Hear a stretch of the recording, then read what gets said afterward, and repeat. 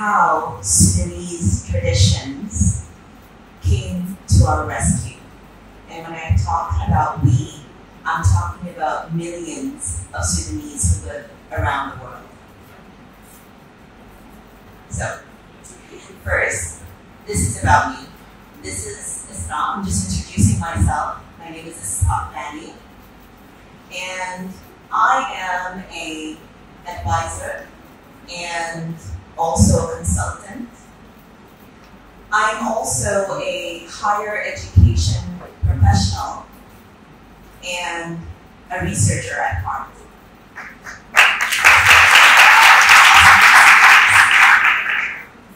I'm also a mother, a wife, and a friend. But before all this, this was me. I was the Gosha.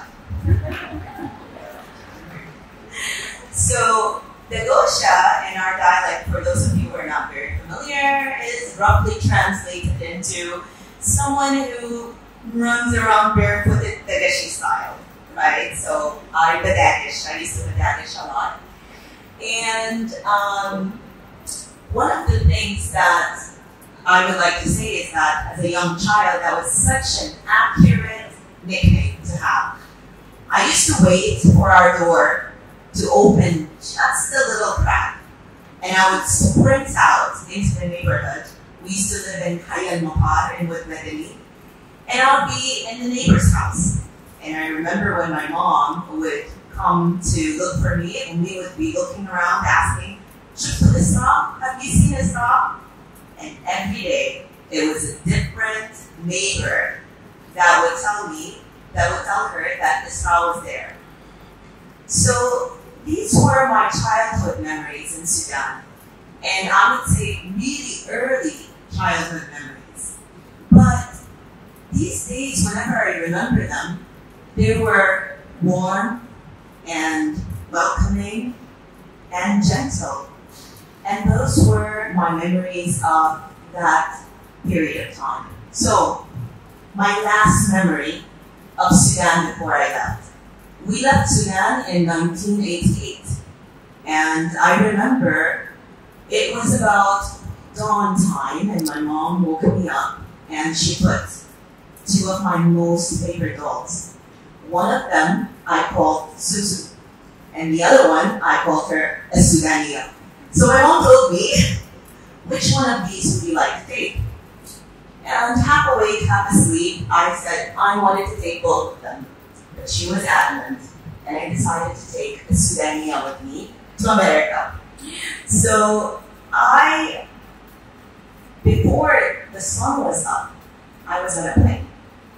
And then I woke up and I remember we were in Cairo. And then I was in Baltimore, and soon I was in Washington, D.C., the nation's capital. So that was our new home, and I remember Washington, D.C. with its concrete and snowy winters and people who seemed like they didn't smile as much as people in Hayat Mahar and Bani, right?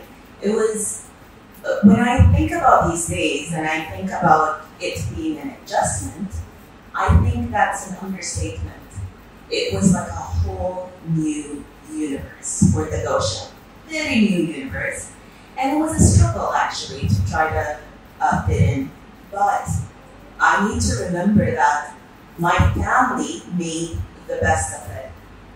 We struggled on the outside, but on the inside, our home was so much like Sudan. It was warm, it was welcoming, and it was so gentle. So I think some of my memories of my home in the US was that my parents brought this big dish and they tied it to the roof of our house in order for us to get NBC, Sudan TV, and we used to be always having only Arabic channels playing. And I also remember our dinner table was always full of Sudanese food. So we would eat and kasana. My favorite was this chicken with the chocolate taco, you know. This is my favorite dish. So I used to always get so excited when my mom has that in our dinner table. And I think the most thing that we should remember is that I believe that a family that eats together is a family that stays together. And that is why we were a unit and united when we were in Washington, D.C. And more than that, I also remember when I got a little bit older and I had my friends in, the American high schools and stuff, and all of them were talking about their arguments and fights at home. And I remember I used to make up some of these fights too, but the reality was, just to play along with them, but the reality was our home was warm and welcoming and gentle, just like a young child, right? So this might be a feeling of nostalgia, but I actually believe that when I speak to people about my childhood in the 1980s in Sudan, there are many Sudanese that can relate to that. They can relate to it, and they would share with me their stories and their upbringing. So it was full of stories of people eating together outdoors, and I think the whole universe knows about Sudan and its tradition, and Ramadan specifically, of feeding people. You know that whole towns will go into a standstill when it's in Ramadan in Sudan.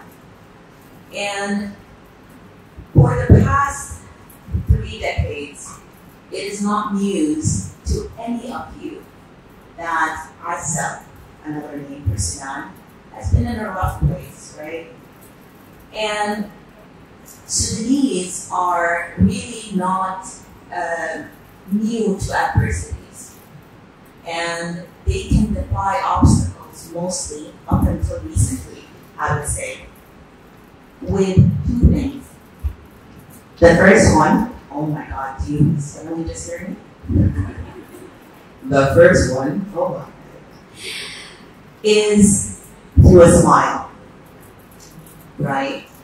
A smile that spells Alhamdulillah ala kulli hal, or in translation, thanks God for all conditions. The second one is with a joke, right? There is this saying that I really love, which says, "Akher namut ضحك بدل ما نموت this," right? So we'd rather die from laughter than dying from upsetness or from adversity or upsetness. And literally, "Akher namut ضحك بدل ما نموت this." But, and also, back in the day, when you see videos of a flooded village, you would know this was Sudan from one thing out and clearly.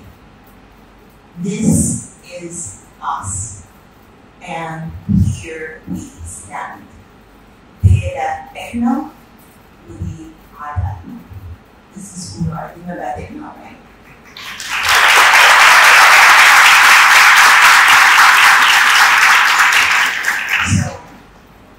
This is us, and this is where we stand. And with traditions, you don't have to start from scratch. Yeah, we have some new traditions that we created, but we didn't have to start from scratch. We took some of them from people before us, and there are some that we're going to pass to the people after us. Traditions start at home. And I think that when your house has a really strong tradition, it can go into the community. When all of these houses are lit up, the community becomes a collection of homes that are lit up. And these collection of communities creates a nation. It's not top down, it's bottom up. It starts in your home. So stop waiting for someone in the top to come save you. Please start at home.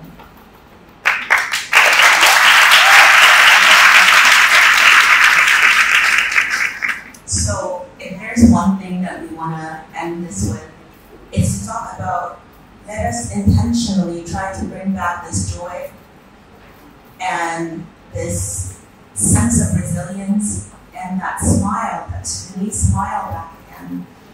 And there are two things, honestly, part of this formula to remember.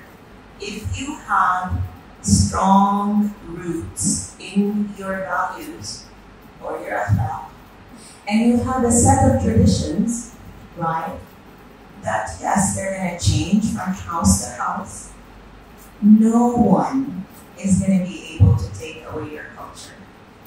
There's no fear. No one is going to be able to take away your culture. No one is going to be able to take away your identity. And you will be able to continue forever survive as a warm and welcoming and gentle nation forever and ever. And thank you so much for